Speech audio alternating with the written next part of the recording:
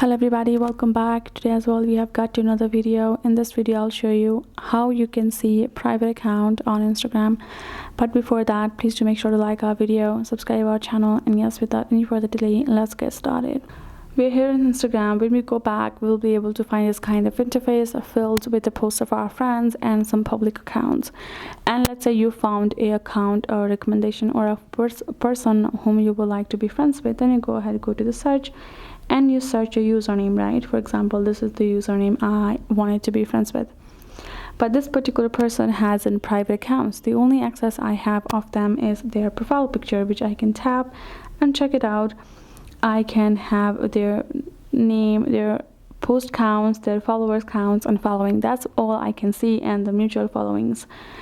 That's all I can see. But for me to see further their post or friends or their following list or followers list, I have to go ahead and send them a request by tapping on follow.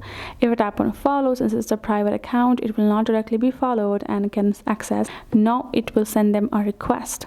Once they have accessed the request and confirmed it, I will be able to go through their profile. That's basically how you will be able to see a private account and the information of the private account on Instagram. So hope this video helped. Thank you so much for watching. I'll see you guys in our next video.